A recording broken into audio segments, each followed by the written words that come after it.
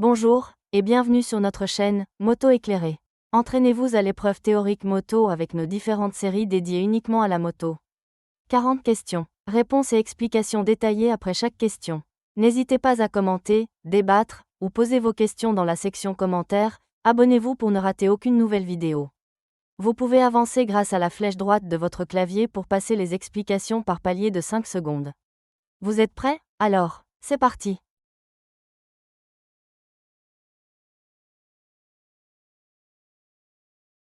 Pour éviter cette situation, le motard roule plus à gauche, réponse A, ou dépasse après l'intersection, réponse B.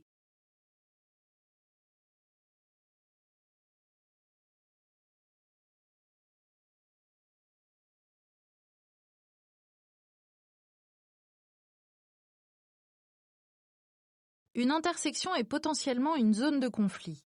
Des usagers les traversent et peuvent y changer de direction.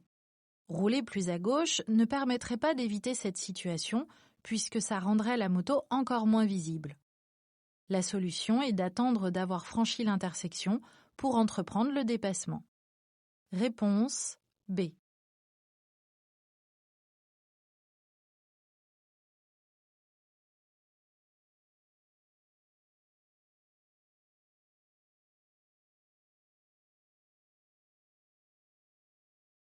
Dans ce virage, le motard est bien placé en A, B, C.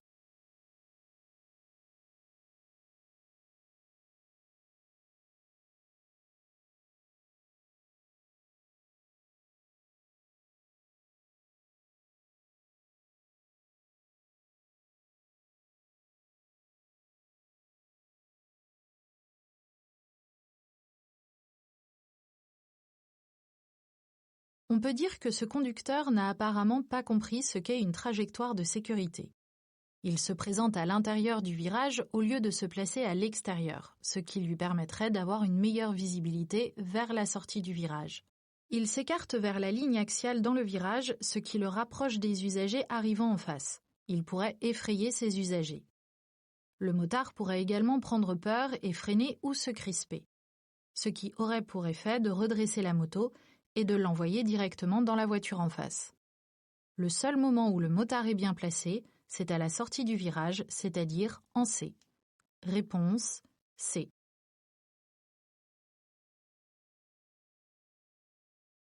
Le motard doit attendre le dépanneur. Sur la BAU, réponse A. Sur l'accotement, réponse B.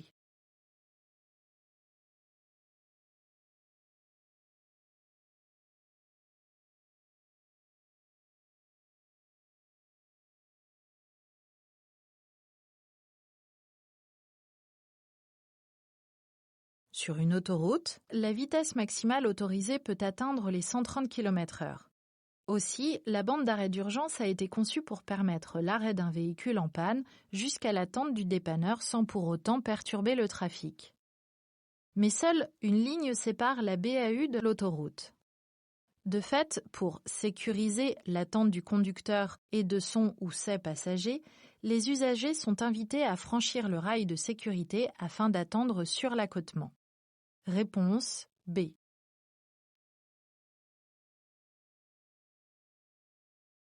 Par temps chaud, le casque et le blouson restent. Ouvert, réponse A. Fermé, réponse B.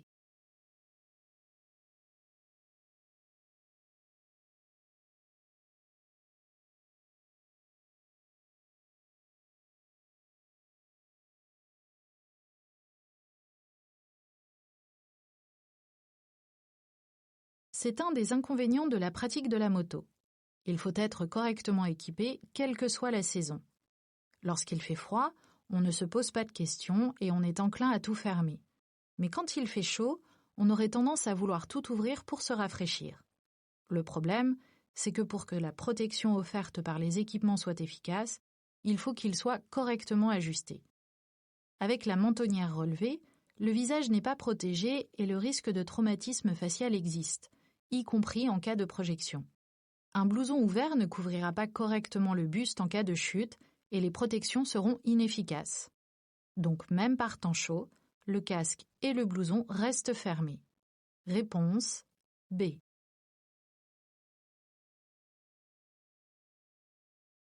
Une roue retrouve sa trajectoire initiale si l'obstacle est heurté par le pneu en zone A. B. Ce phénomène est lié au déport, réponse C, à l'effet gyroscopique, réponse D.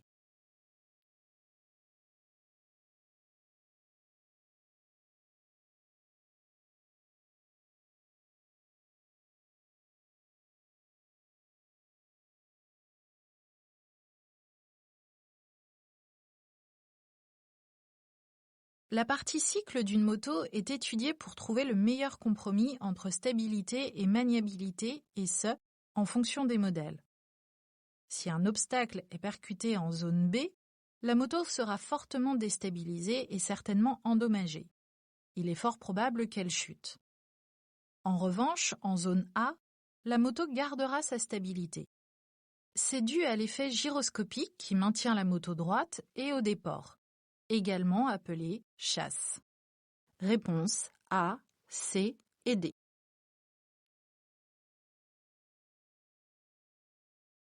Je respecte ce panneau quelle que soit la météo. Oui, réponse A. Non, réponse B.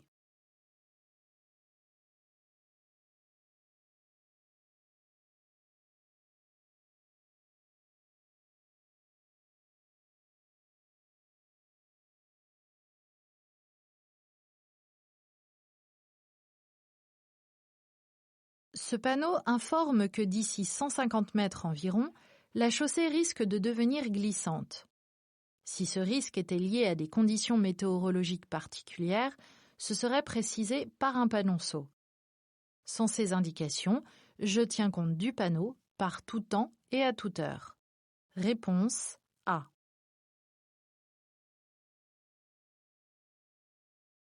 En cas de refus du dépistage d'alcoolémie, la vérification est systématique. Oui, réponse A. Non, réponse B. Le refus de la vérification est puni d'un retrait de 6 points, réponse C, d'une peine de prison, réponse D.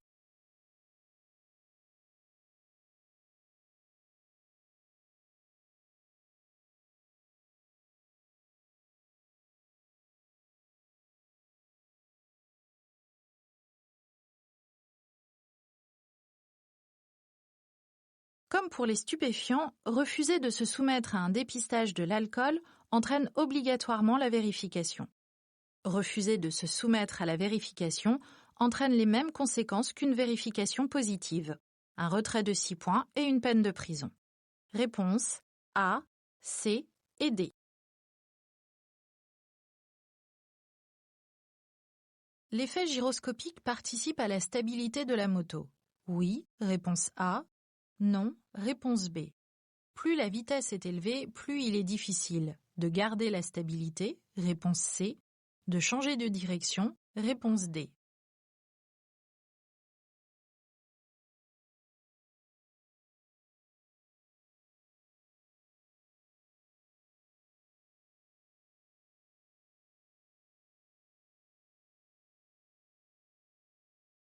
L'effet gyroscopique est généré par la rotation de la roue. Plus la vitesse est élevée, plus l'effet gyroscopique est important et plus la moto est stable. La contrepartie de cette grande stabilité, c'est qu'il est plus difficile de changer de direction. C'est pour cette raison qu'on utilise la technique du contre-braquage pour incliner la moto. Réponse A et D.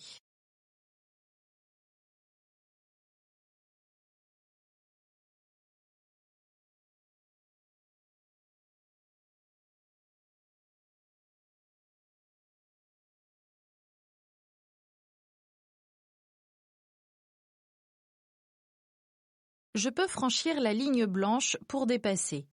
Oui, réponse A. Non, réponse B. En ville, la distance latérale minimum pour dépasser est de 0,50 m, réponse C, 1 m, réponse D.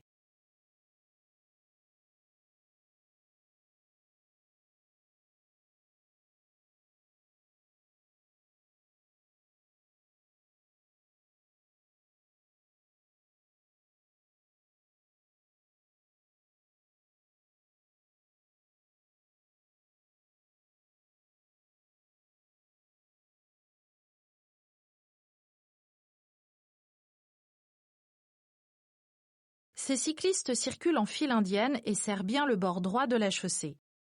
Donc lorsque je vais les dépasser, je pourrais le faire en respectant une distance latérale de sécurité d'1 mètre au moins, puisque nous sommes en ville, et cela sans avoir besoin de franchir l'axe médian. Réponse B et D.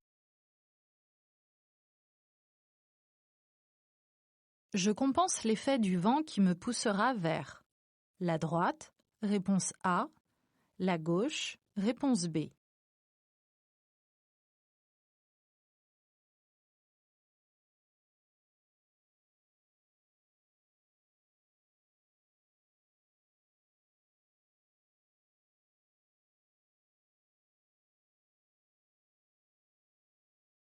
Dans les zones soumises au vent, des manches à air sont implantées afin d'aider les usagers à savoir de quel côté le vent souffle. Le plus grand orifice de la manche à air est prévu pour faire entrer l'air et selon l'inclinaison de la manche à air, on peut savoir si le vent souffle fort ou non. Ici, le vent vient de droite. Je vais devoir compenser ces effets qui vont me pousser vers la gauche. Réponse B.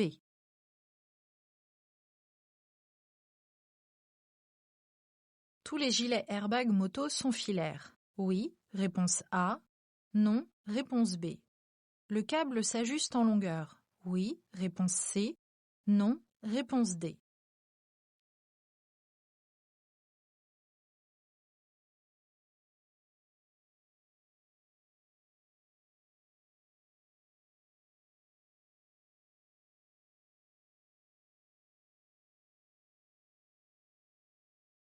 Il existe 2 sortes d'airbags sur le marché. L'airbag à déclenchement filaire. Un câble relie la moto au conducteur. En cas de chute, la tension occasionnée sur le câble déclenche le gonflage de l'airbag. Les airbags non filaires, qui regroupent l'airbag avec des capteurs intégrés sur la moto, qui mesurent différents paramètres, décélération, inclinaison, etc., et qui déclenchent le gonflage en cas de chute. L'airbag autonome, dont les capteurs sont intégrés au gilet et qui déclenche son gonflage en cas de détection d'accident. Et en ce qui concerne l'airbag filaire, la longueur du câble est prévue pour s'ajuster au type de moto et à la physionomie du motard. Réponse B et C.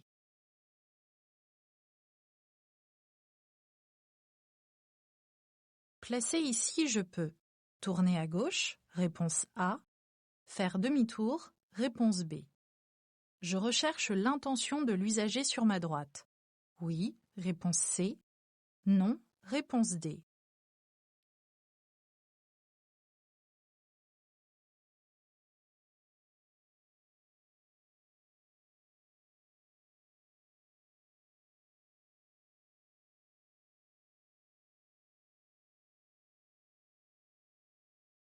J'aborde un giratoire en étant placé sur la voie de gauche. Cela signifie que j'envisage de parcourir plus de la moitié de l'anneau. Ainsi placé, je peux donc tourner à gauche et faire demi-tour. Mais je ne peux jamais être sûr du comportement des autres usagers. Le conducteur du véhicule placé à droite devrait s'engager sur le giratoire dans la voie de droite. Mais il y a la théorie et la pratique. Je recherche donc son intention et je reste en retrait de ce véhicule jusqu'à ce que je sois certain de sa trajectoire. Réponse A, B et C.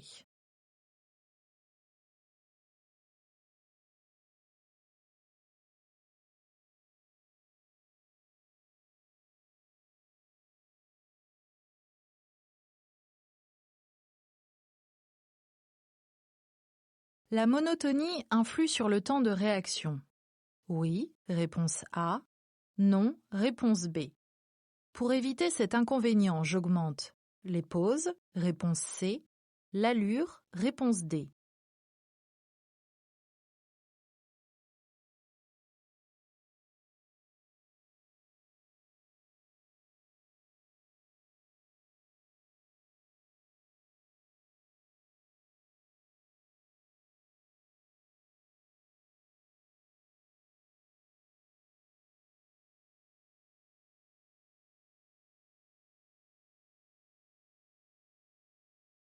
Le motard roule depuis quelques heures déjà.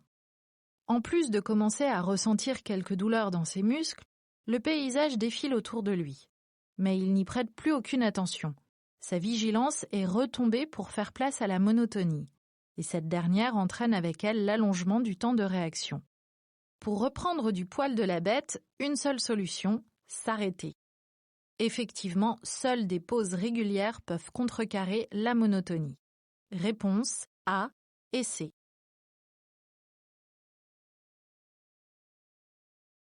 Se pencher au-dessus d'une victime permet de détecter sa respiration, oui, réponse A, non, réponse B. De voir si sa poitrine se soulève, oui, réponse C, non, réponse D.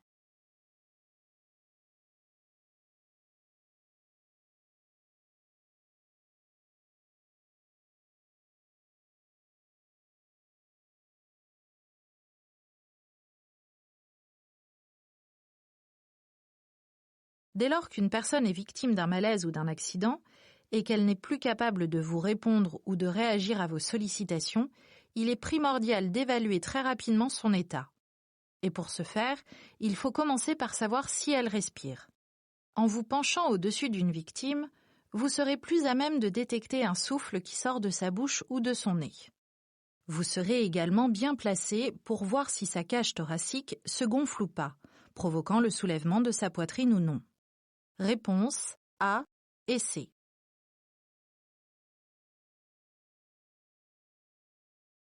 Je dépasse par la droite. Oui, réponse A. Non, réponse B. Je continue de surveiller leur intention. Oui, réponse C. Non, réponse D.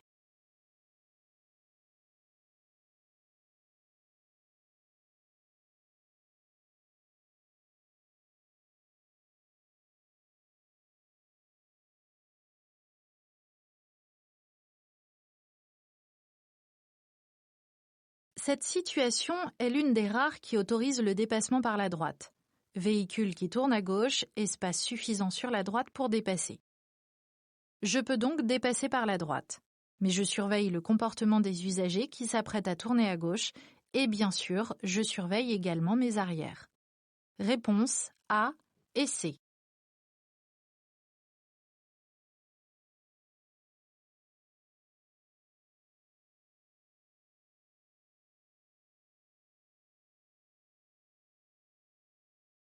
Pour tourner à gauche sur le giratoire, je me place à gauche immédiatement.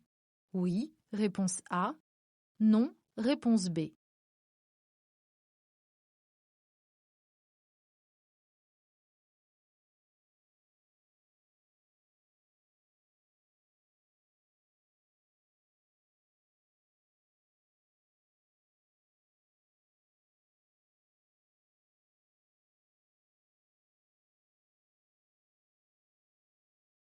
Je tourne à gauche sur le giratoire. Je dois donc me rapprocher de l'axe médian.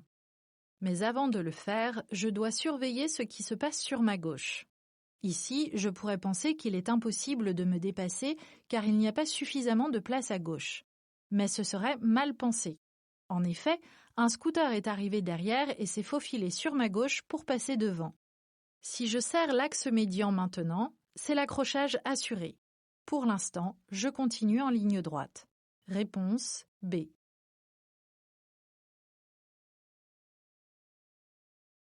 L'excès de confiance d'un conducteur peut le mener à sous-évaluer le risque, réponse A, à améliorer sa technique de conduite, réponse B, à rouler trop vite, réponse C, à prendre de mauvaises habitudes, réponse D.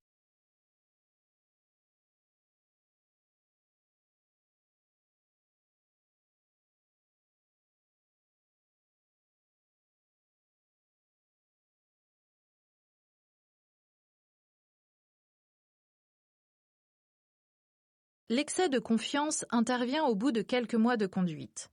Le conducteur connaît alors beaucoup mieux les réactions de sa machine, ce qui lui laisse penser, à tort, que cette maîtrise est plus que suffisante pour parer à toutes les situations. De fait, il sous-évalue les risques, ce qui le pousse bien souvent à rouler plus vite. Il change aussi quelques habitudes acquises en formation pour d'autres beaucoup plus individualistes et également plus dangereuses.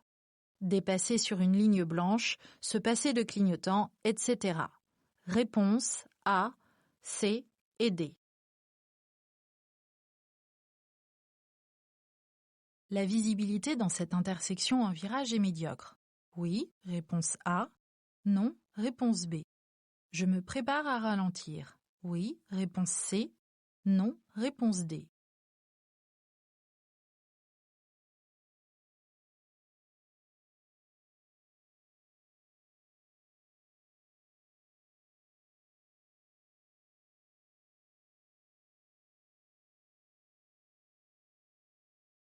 Cette intersection est placée en plein virage, ce qui fait que la visibilité sur la rue à droite est très médiocre. Le feu est vert pour moi, donc normalement rouge pour les usagers sur l'axe perpendiculaire. Mais étant donné le manque de visibilité, je me prépare tout de même à ralentir afin d'être en mesure de parer à toute éventualité.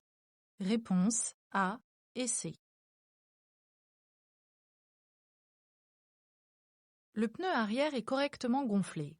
Oui, réponse A. Non, réponse B. À froid, je le gonfle jusqu'à 2,9 bars. Oui, réponse C. Non, réponse D.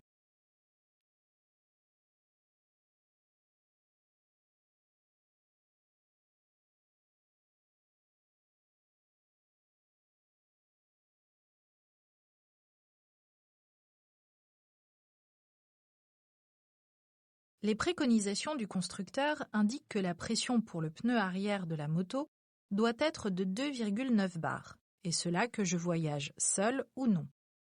L'appareil de gonflage indique que la pression du pneu n'est que de 2,5 bars, ce qui est insuffisant.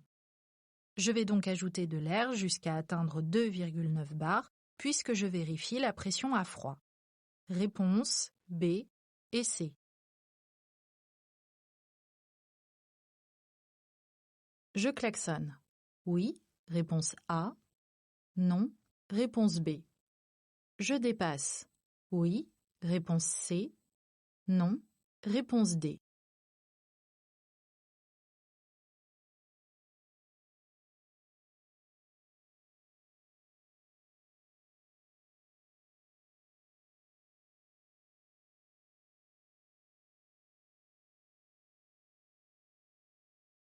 Peu de temps avant que je le rejoigne, le cycliste était placé plus au centre de la voie. Maintenant, il est bien à droite et suit une trajectoire rectiligne. Klaxonner risquerait de le surprendre et de lui faire un écart. De plus, j'ai suffisamment de place sur sa gauche pour le dépasser en laissant un intervalle d'1,50 m. Je ne klaxonne pas et je dépasse. Réponse B et C.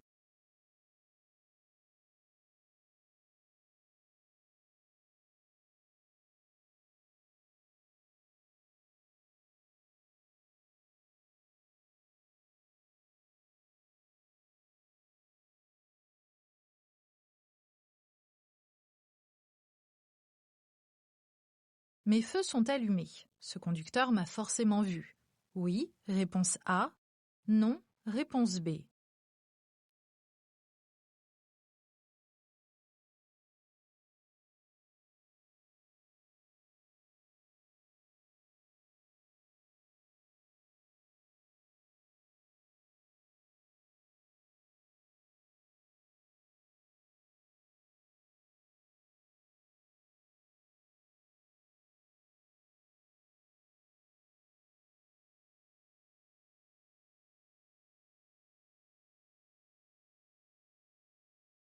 Du fait de son faible gabarit, la moto est difficilement perçue par les autres usagers. Elle attire peu le regard car elle se fond dans l'environnement et c'est encore plus vrai lorsque les informations visuelles sont nombreuses. L'allumage du feu améliore un peu la détection du motard, mais ça reste incertain. Rappelons-le, dans 2 accidents mortels sur 3, l'autre usager n'a pas vu le motard. Pourtant, ce dernier circule en feu de croisement. En résumé, il vaut mieux partir du principe que l'autre conducteur ne m'a peut-être pas vu. Réponse B.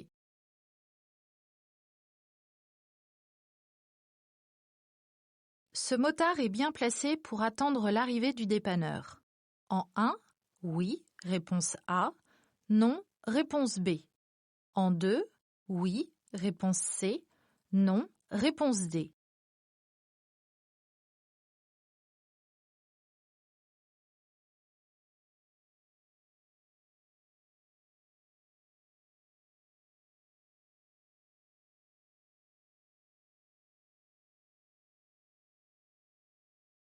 Lorsque l'on doit attendre l'arrivée du dépanneur sur la bande d'arrêt d'urgence d'une autoroute ou d'une route à accès réglementé, il est très important de patienter derrière la barrière de sécurité.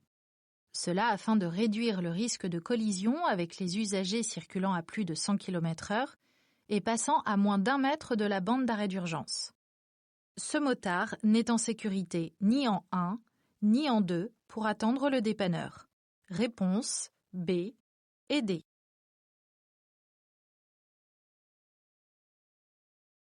Certains casques sont équipés d'un système d'écouteurs. Oui, réponse A. Non, réponse B. L'utilisation d'écouteurs peut être source de distraction. Auditive, réponse C. Motrice, réponse D.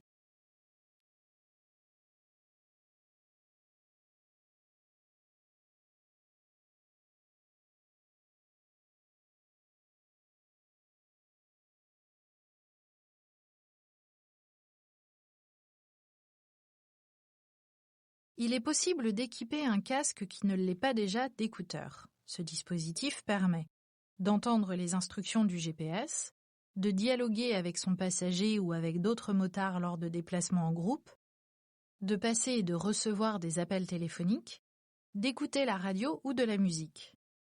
Mais attention, l'utilisation d'écouteurs à moto peut être source de distraction auditive, parce qu'on peut être trop concentré sur ce qu'on entend au détriment de ce qui se passe sur la route, ou de distraction motrice lorsque les écouteurs nécessitent des réglages tout en roulant. Réponse A, C et D.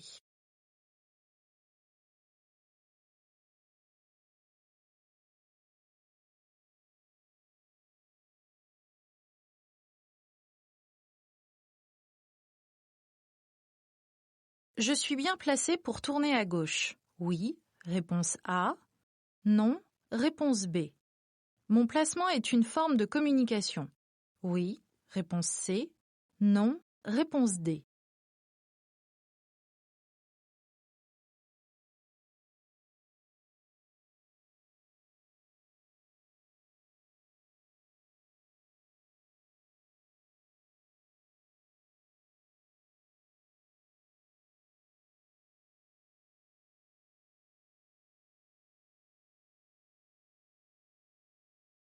Dépasser un usager par la droite est autorisé lorsque celui-ci tourne à gauche et que l'espace pour dépasser est suffisant.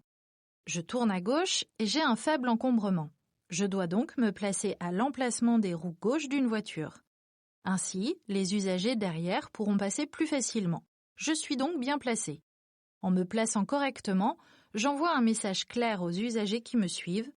Mon placement est donc une forme de communication. Réponse A et C.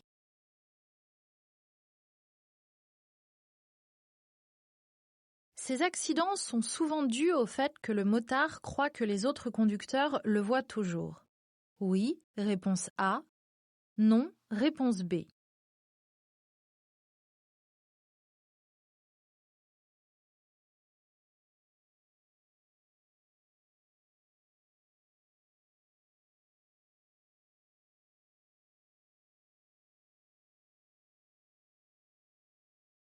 Il tourne et j'arrive en face avec le feu de croisement allumé. Il m'a forcément vu. Eh bien non. Dans 2 accidents sur 3, l'autre usager n'a pas vu le motard.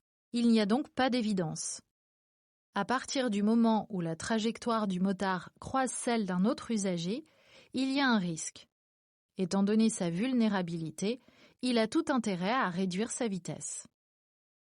Réponse A.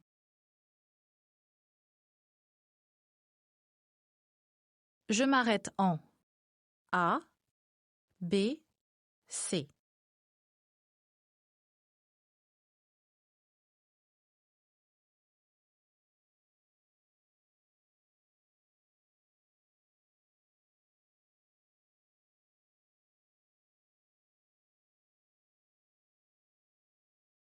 Sur le sol, on peut voir un sas cycliste. Ce dernier permet aux usagers à vélo de s'arrêter devant les véhicules lorsque le feu est rouge. Comme cela, ils sont de suite détectés, ce qui fait baisser le risque d'accident. Ces sas sont donc exclusivement réservés aux cyclistes et assimilés. Et même si, ici, le sas est très en retrait par rapport au feu, je ne peux aller m'arrêter en A car je risquerais de gêner un véhicule encombrant qui voudrait tourner dans cette rue. Je dois m'arrêter en C. Réponse C.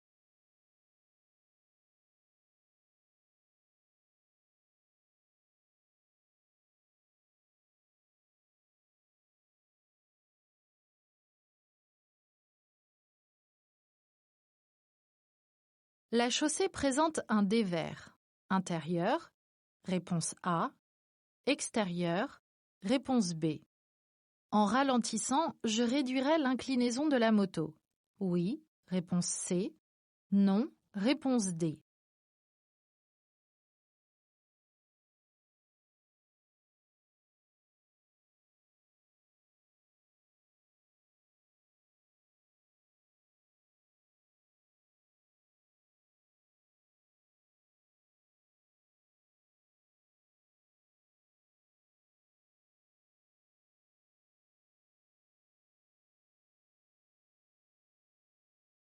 Une chaussée présentant un dévers penche vers la droite ou vers la gauche. On parle de dévers intérieur lorsque ça penche vers le milieu de la route. Dans ce cas, le dévers oriente les véhicules vers l'axe médian. On parle de dévers extérieur lorsque la chaussée penche vers l'accotement. Les véhicules ont tendance à s'orienter vers la droite. Ici, il s'agit d'un dévers extérieur. Je suis donc obligé de compenser en inclinant en permanence la moto légèrement vers la gauche. En réduisant la vitesse, je limiterai l'inclinaison de la moto. Réponse B et C.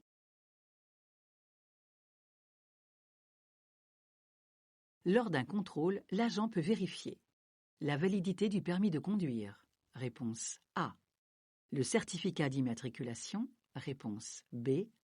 Il peut aussi contrôler la présence d'un gilet haute visibilité. Oui. Réponse C. Non. Réponse D.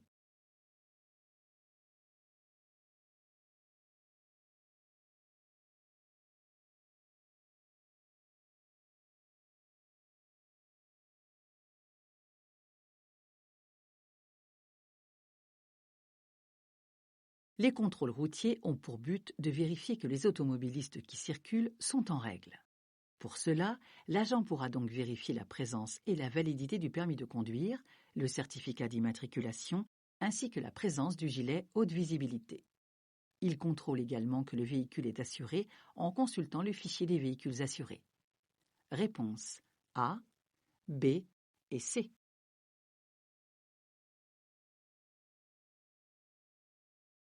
Je surveille mes arrières. Oui, réponse A. Non, réponse B. Je me prépare à freiner. Oui, réponse C.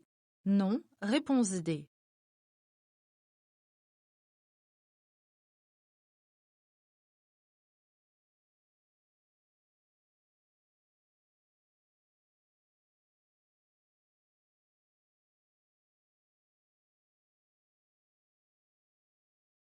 Franchir une intersection présente toujours un risque. Ici, on peut voir qu'une voiture est en train d'arriver à son stop. Malheureusement, des buissons empêchent son conducteur de voir si des usagers arrivent. Sachant cela, je dois anticiper, et pour ce faire, je surveille mes arrières et je me prépare à freiner. Réponse A et C.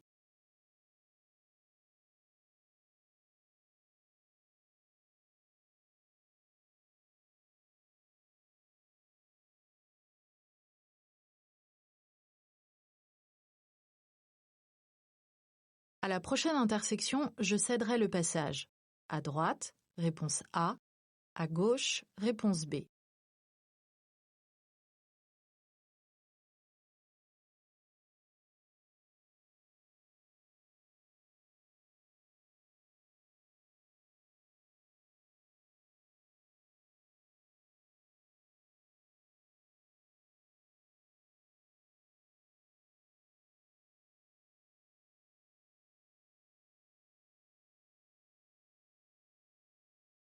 Le panneau annonce une intersection située à 50 mètres environ.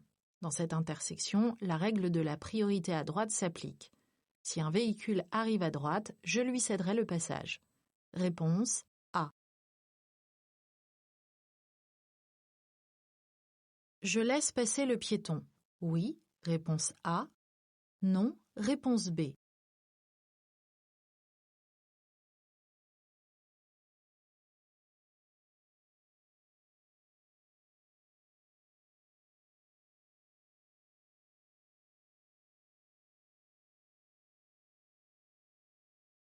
Je me suis engagée dans l'intersection car j'avais un feu vert. Le piéton à droite a en face de lui un feu vert pour traverser la chaussée. Il a donc la priorité de passage. Je le laisse passer. Réponse A. Ce dispositif de retenue appartient à la sécurité passive. Oui, réponse A. Non, réponse B. Il est adapté à la vitesse réglementaire. Oui, réponse C. Non, réponse D.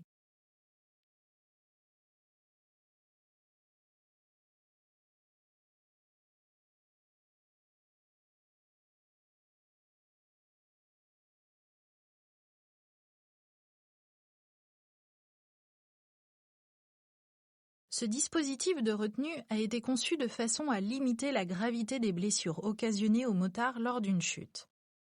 Effectivement, en cas de chute, il risque de se retrouver coincé, de heurter violemment ou d'être gravement coupé par les poteaux qui soutiennent la glissière de sécurité. Ce dispositif est adapté à un choc se déroulant à la vitesse réglementaire. Et comme il permet de limiter les conséquences d'un accident, il appartient aux éléments de sécurité passive. Réponse A et C.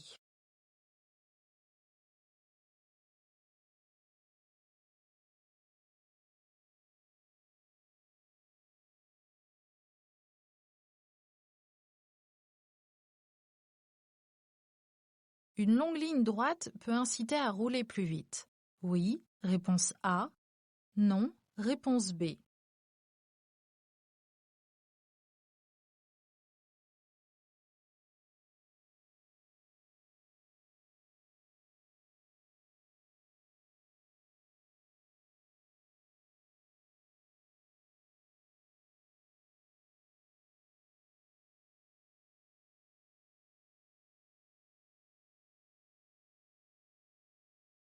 Une longue ligne droite crée un faux sentiment de sécurité.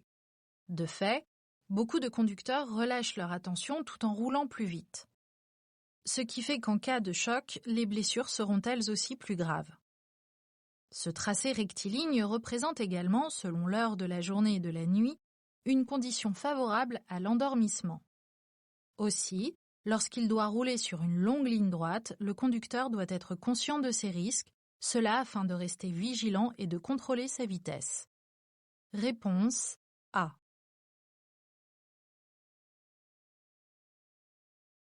Je laisse passer le piéton. Oui, réponse A. Non, réponse B. Je fais un appel de feu stop. Oui, réponse C. Non, réponse D.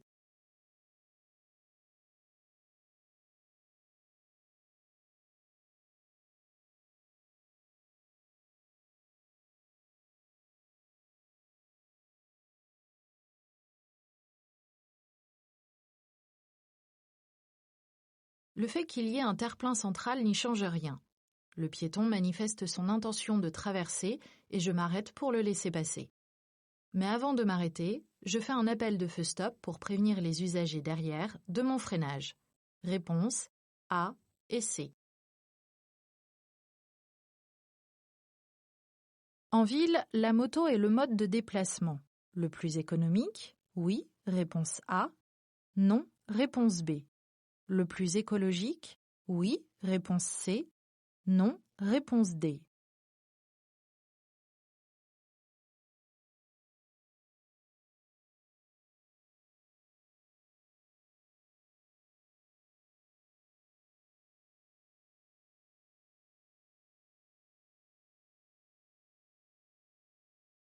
La moto, tout comme la voiture, est un véhicule plus généralement alimenté par un moteur thermique. ce qui veut dire qu'elle a besoin, entre autres, d'essence pour fonctionner. Et l'essence n'est pas le carburant le moins cher ni le moins polluant. La moto n'est donc pas le moyen de locomotion le plus économique ni le plus écologique pour se déplacer en ville. Réponse B et D. Si une partie de mon corps franchit l'axe de la chaussée, le risque est faible, réponse A, important, réponse B.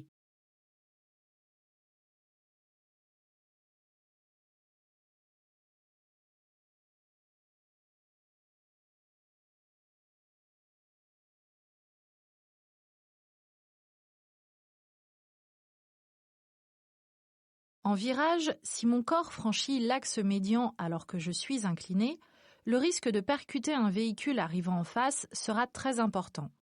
Effectivement, il suffit qu'un usager arrivant en sens inverse fasse de même, ou que son gabarit soit très important et l'accident sera inévitable.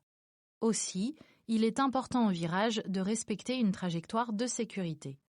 Réponse B.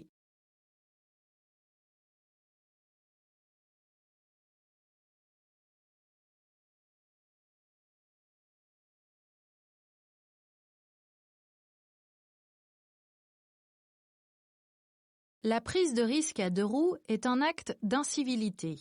Oui, réponse A. Non, réponse B.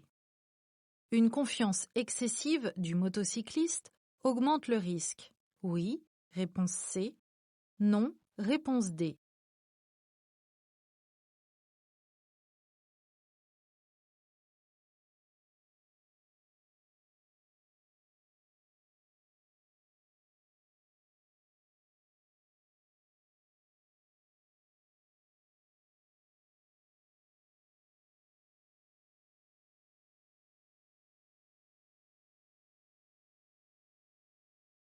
Le motard qui dépasse estime sans doute qu'il n'a pas pris de risque.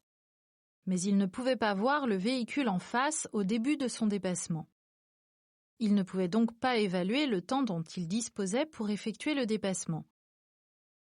Peut-être a-t-il créé un sentiment d'insécurité chez l'automobiliste, surpris de voir une moto arriver face à lui. Cette prise de risque est donc bien un acte d'incivilité vis-à-vis des autres usagers. Et c'est parce que le motard a une confiance excessive en ses capacités et celles de sa moto que le risque augmente. Réponse A et C. Avant l'âge de 5 ans, le poids d'un casque est dangereux pour un enfant. Oui, réponse A. Non, réponse B.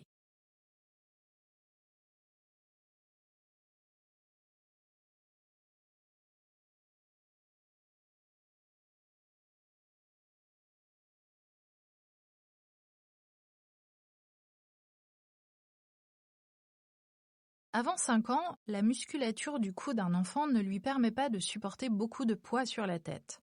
Aussi, il faut être très vigilant quant au choix du casque qui va équiper votre petit motard. Effectivement, un casque trop lourd est dangereux pour ses cervicales, notamment lors des accélérations. De fait, il faut choisir un casque adapté à sa morphologie et rester très vigilant quant à son poids. Réponse A.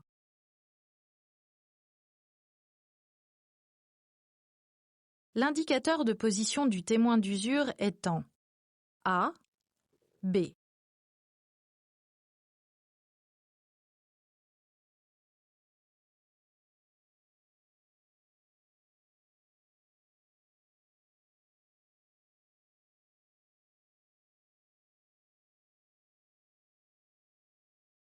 Sur le flanc d'un pneu, on retrouve beaucoup d'informations telles que sa dimension, son sens de montage, ses spécificités, etc.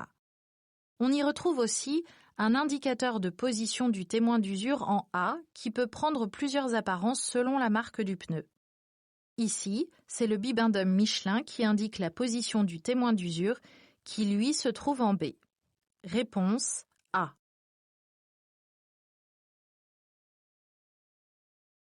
L'intervalle de sécurité à laisser avec le véhicule devant correspond à la distance parcourue pendant au minimum 1 seconde, réponse A, 2 secondes, réponse B. À 80 km/h, cela représente une distance d'environ 25 mètres, réponse C, 50 mètres, réponse D.